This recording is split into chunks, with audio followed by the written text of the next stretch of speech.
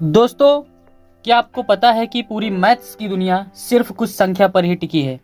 लेकिन जब एग्जाम में सिद्ध कीजिए कि √2 एक अपरिमेय संख्या है तो दिमाग का दही हो जाता है ना।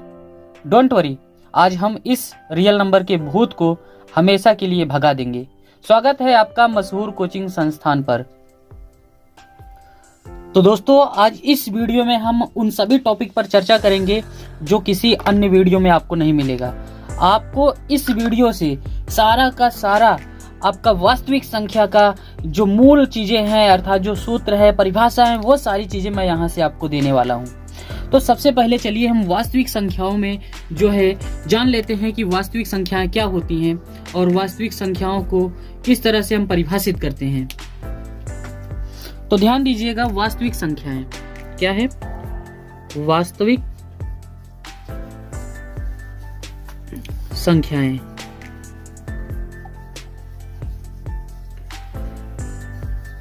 वास्तविक संख्याएं आपको दिखाई दे रहा है ना? ठीक ठाक, चलिए ठीक है। अब ध्यान दीजिए, इसे इंग्लिश में कहा जाता है रियल नंबर्स। क्या कहा जाता है? Real numbers. क्या कहा जाता है? Real numbers. इंग्लिश भी जानते रहिए, ठीक है। अब जरा ध्यान दीजिए, इसकी परिभाषा क्या होती है। सभी संख्याएं, सभी परिमेय तथा अपरिमेय संख्याएं वास्तविक संख्याएं कहलाती हैं। ये दोनों भाई बहन हैं, ठीक है। सभी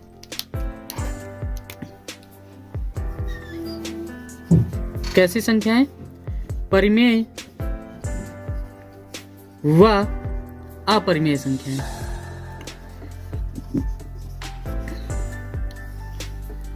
संख्याएं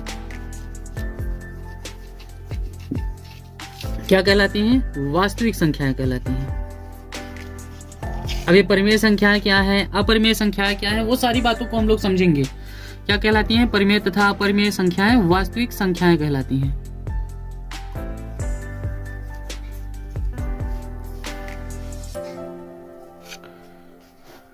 वास्तविक संख्याएं कहलाती हैं।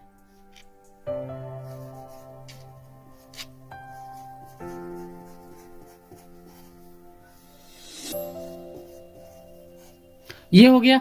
अब जरा ध्यान दीजिएगा, वास्तविक संख्याएं में जैसे परिमेय और अपरिमेय दोनों की बात हमने किया है। तो परिमेय संख्याएं जैसे जिस पर रूट नहीं होता है, क्या नहीं होता है? रूट नहीं होता है ना। तो हम लोग क्या देखेंगे कि अभी परिमेय संख्याओं को भी जानेंगे, तो हम लोग उसकी भी परिभाषा देखेंगे। हालांकि अभी मैं यहाँ पर आपको बता रहा हूँ कि कैसी संख्याएं परिमेय संख्याएं होती हैं, कैसी अपरिमेय संख्याएं होती हैं विद्यार्थियों। तो जरा ध्यान दीजिए, जैसे हमारा 2 है तो ये परिमेय संख्या है, और हमारे पास अगर √2 है तो ये अपरिमेय संख्या है। ये क्या है? परिमेय है। और ये क्या है? अपरिमेय है। अभी आगे हम लोग जानेंगे कि ये परिमेय क्यों है, ये अपरिमेय क्यों है, क्यों इसे परिमेय कहा जाता है, क्यों इसे अपरिमेय कहा जाता है। तो चलिए अब हम लोग आगे और देखते हैं कि परिमेय संख्या किसे कहते हैं और अपरिमेय संख्या किसे कहते हैं। उनकी परिभाषा सहित हम समझते हैं उन चीजों को। अभी हम लोगों ने देखा वास्तविक संख्या किसे कहते हैं। तो आपको मैंने बताया कि वास्तविक संख्याएं सभी परिमेय संख्याएं तथा सभी अपरिमेय संख्याएं, इन दोनों को जब मिला लेते हैं तो ये संख्याएं कैसी कहलाती हैं? वास्तविक संख्याएं कहलाती हैं। लेकिन लेकिन लेकिन लेकिन इनका जो वर्ग है वो सदैव धनात्मक होता है ना। तो हम लोगों ने क्या देखा? वास्तविक संख्या जो है क्या होती है? परिमेय तथा अपरिमेय संख्याएं वास्तविक संख्याएं कहलाती हैं। तो अब हम लोगों को जानना है कि परिमेय संख्याएं क्या होती हैं और अपरिमेय संख्या क्या होती है। तो सबसे पहले हम लोग जान लेते हैं परिमेय संख्या किसे कहते हैं। तो ऐसी संख्या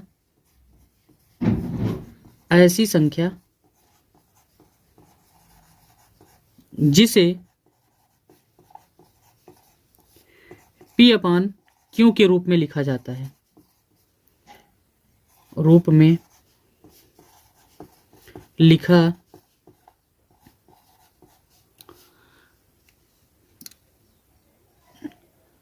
जा सकता है ना। और यहां पर हमेशा ध्यान देना, Q बराबर 0 नहीं होना चाहिए। Q is not equal to 0। तब ऐसी स्थिति में क्या होगा आपका? ये कौन सी संख्या होगी? परिमेय संख्या होगी। ये संख्या कैसी संख्या होंगी? परिमेय संख्या होंगी। अब जैसे हमारे पास परिमेय संख्या के उदाहरण हैं, क्या उदाहरण? 1/2। हमारे पास बटे में जो है वो 0 नहीं है, हर क्या है 0 नहीं है। ऐसे 5/3 0 नहीं है। हम ऐसे ही देखें तो हमारे पास 4 क्या है 2 है, ये भी 0 नहीं है हमारे पास परिमेय संख्या। लेकिन ध्यान देना हमारे पास ये भी परिमेय संख्या होती हैं, जैसे 5 हो गया है ना, बटे में 1 लिख सकते हैं कि नहीं लिख सकते हैं, ये भी तो P/Q के रूप में है। तो 4 हो गया, 3 हो गया है ना, ये सारी संख्याएं क्या हैं आपके परिमेय संख्या में ही आती हैं। अब जरा ध्यान देते हैं, हम लोग सीख लेते हैं कि अपरिमेय संख्या किसे कहते हैं। अपरिमेय संख्या की परिभाषा क्या है। तो अपरिमेय में क्या हो जाएगा, ऐसी संख्याएं जो परिमेय नहीं है, ऐसी संख्याएं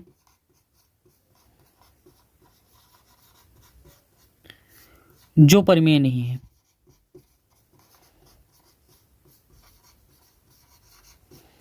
नहीं है वो क्या कहलाती हैं, अपरिमेय कहलाती है ना।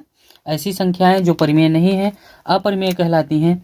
तो यहाँ पर हम देखेंगे हमारे पास जैसे कौन परिमेय नहीं होता है, हमारे पास रूट वाली संख्याएं जिसे हम निश्चित नहीं कर पाते हैं कि वो क्या है, उसका मान क्या नहीं है, तो वो क्या होती हैं, अपरिमेय होती है। जैसे √2, इसका मान क्या होता है √2 का, जरा बताइए। इसको हम निकालेंगे तो 1.41421 ऐसे ऐसे 3 5 6 2 इस तरह से हमारा मान डॉट डॉट डॉट आते जाता है। तो ये जो है हमारी संख्या कैसी है, अपरिमेय संख्या है, जिसका जो है एक निश्चित मान नहीं आ रहा है, वो कैसी संख्या है हमारे पास, अपरिमेय है। तो हमारे पास पाई भी होता है, जो पाई भी होता है इसका भी निश्चित मान नहीं है। तो पाई जब लेंगे 3.14159265 ऐसे डॉट डॉट डॉट बढ़ता चला जाता है इसका मान, ये निश्चित नहीं हो पाता है। तो पाई भी अपरिमेय संख्या है। तो याद रखना पाई कैसी संख्या है, अपरिमेय संख्या है। अब आगे चलते हैं हम लोग और देखते हैं और भी संख्याओं के बारे में जानते हैं। उसके बाद हम इस अध्याय को पूरी तरह से समाप्त करेंगे और हर एक कॉन्सेप्ट को समझते चलेंगे। वीडियो पूरा अंत तक देखना आपका काम है, बाकी वीडियो में हर एक चीज मैं आपको सिखा कर जाऊंगा। अब आपको इन संख्याओं के बारे में भी पता होना चाहिए। पहला है प्राकृतिक संख्याएं। कैसे है, प्राकृतिक संख्याएं।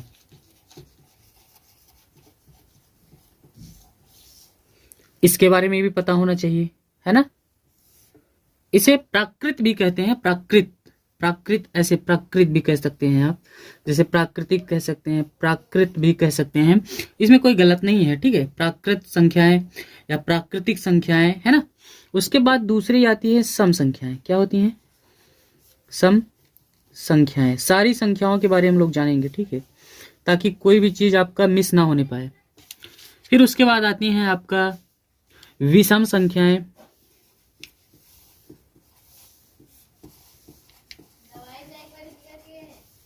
विषम संख्याएं। फिर उसके बाद आती है आपका पूर्ण संख्याएं,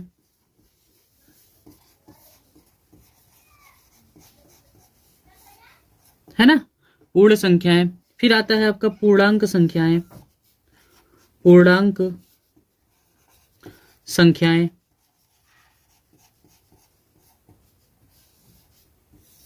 उसके बाद आती है आपकी कौन सी संख्याएं, भाज्य संख्याएं या अभाज्य संख्याएं, ठीक है, जिसे ऋण संख्याएं भी कहते हैं, अभाज्य संख्याएं। तो अब इतना पहले हम लोग इन सब का परिभाषा देख लेते हैं, उसके बाद फिर आगे चलते हैं, समझेंगे हर एक चीज को। प्राकृत संख्याएं।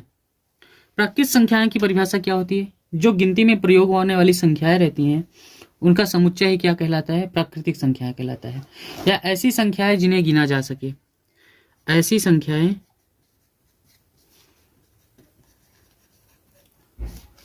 जिनसे वस्तुओं को गिना जा सके, जिनसे वस्तुओं को गिना जा सके, है ना, काउंट किया जा सके, काउंट किया जा सके, उसे क्या कहते हैं, प्राकृतिक संख्याएं कहते हैं या प्राकृत संख्याएं कहते हैं। ये क्या होती हैं, 0 से लेकर अनंत तक जाती हैं, 0 1 2 ऐसे डॉट डॉट डॉट इनफाइनाइट। 0 से लेकर के अनंत तक की संख्याओं को क्या कहते हैं। अब देखो यहाँ पर एक मिस्टेक हो गया। मिस्टेक क्या हो गया, कि यहाँ पर जो है जीरो नहीं आता है प्राकृतिक संख्याओं में, क्योंकि हम गिनती जब करेंगे तो गिनती की संख्याओं में क्या लेते हैं, 1 लेते हैं, 2 लेते हैं, 3 लेते हैं, 4 लेते हैं, लेकिन गिनती करते समय कभी जीरो नहीं लेते हैं। तो 1 से लेकर के अनंत तक की संख्याओं को क्या कहते हैं, इनफाइनाइट तक की संख्याओं को क्या कहते हैं, प्राकृतिक संख्याएं कहते हैं। ये आपको मैंने ध्यान दिलाने के लिए जीरो ऐड किया था, अगर जीरो ऐड कर देंगे तो गलती हो जाएगी गुरु। अब यहाँ पर ध्यान दीजिए कि अगर जीरो ऐड करते हैं तो कौन सी संख्या होती हैं, पूर्ण संख्या होती हैं। तो प्राकृतिक संख्याएं, प्राकृत संख्याएं प्लस जीरो कर दें तो ये पूर्ण संख्या कहलाएंगी। तो पूर्ण संख्याएं की परिभाषा हो गई, प्राकृतिक संख्याओं में जीरो को सम्मिलित कर लेने पर पूर्ण संख्या प्राप्त होती है। अब बात करते हैं सम संख्याएं की। ऐसी संख्याएं जो 2 से विभाजित हो जाए, है ना, जब 2 से हम भाग दें तो वो विभाजित हो जाए तो वो क्या कहलाती है, सम संख्याएं कहलाती हैं। सम संख्याएं क्या होती हैं, आपकी होती हैं 2, 4, 6, 8 डॉट डॉट डॉट, जो 2 से विभाजित हो जाएं, है ना। विषम संख्याएं क्या होती हैं, ऐसी संख्याएं जो 2 से विभाजित ना हो, उसे क्या कहते हैं, विषम संख्याएं कहते हैं। विषम संख्याएं में कौन कौन सी संख्याएं आएंगी, 1, 3, 5 और क्या आएंगी, 7, ऐसे डॉट डॉट डॉट इनफाइनाइट। अब बात आती है पूर्णांक संख्याएं की। पूर्णांक संख्याएं में क्या होता है, पूर्णांक हमारे पास, इसमें पूर्णांक संख्याएं में जो है 2 प्रकार की संख्याएं पाई जाती हैं। पूर्णांक 2 होते हैं, एक तो धन पूर्णांक होता है ना, एक तो ऋण पूर्णांक होता है। एक तो धन पूर्णांक और एक ऋण पूर्णांक होता है ना। अब इस धन पूर्णांक और ऋण पूर्णांक में ध्यान देंगे, जो धनात्मक संख्या होती हैं 1, 2, 3 ये सब धन पूर्णांक में आएंगी, जो -1, -2, -3 ये सब क्या है, ऋण पूर्णांक में आएंगी। तो पूर्णांक कितने होते हैं, धन पूर्णांक और ऋण पूर्णांक। जब पूर्ण संख्याओं को समुच्चय ऋणात्मक चिन्ह के साथ प्राकृतिक संख्याओं में शामिल कर दिया जाता है, तब पूर्णांक संख्याओं को समुच्चय पूर्णांक संख्याओं का समुच्चय बन जाता है। धनात्मक संख्याएं, ऋणात्मक संख्याएं दोनों होती हैं तो वो क्या कहलाती हैं, पूर्णांक कहलाती हैं। पूर्णांक 2 प्रकार का होता है, धन पूर्णांक, ऋण पूर्णांक। तो जीरो क्या है, जीरो ना तो धन पूर्णांक है ना तो ऋण पूर्णांक है, ये बात हमेशा याद रखना आप लोग। चलिए अब देखते हैं अगला क्या कॉन्सेप्ट है। दोस्तों यह वीडियो जो है वास्तविक संख्याओं के परिचय के बारे में था। हमने वास्तविक संख्याओं को समझा और वास्तविक संख्याओं के साथ में उनके परिभाषाओं को देखा, और साथ ही साथ हमने सम, विषम, अभाज्य, भाज्य संख्याओं को देखा और सारी चीज़ों को देखा और समझा। लेकिन अगले वीडियो में, ये पार्ट 1 था, अब पार्ट 2 में हम लोग देखेंगे और जो चैप्टर है उस चैप्टर के कॉन्सेप्ट को तो समझेंगे। सबसे पहले फार्मूला को देखेंगे और उसके बाद कॉन्सेप्ट को देखेंगे, फिर उसके बाद एक्सरसाइजेस को हल करेंगे। आज के लिए बस इतना ही, मिलते हैं फिर अगले वीडियो में। तब तक के लिए आपने चैनल को नहीं सब्सक्राइब किया, सब्सक्राइब कर लो ताकि आने वाला वीडियो आपको जल्दी से मिल जाए।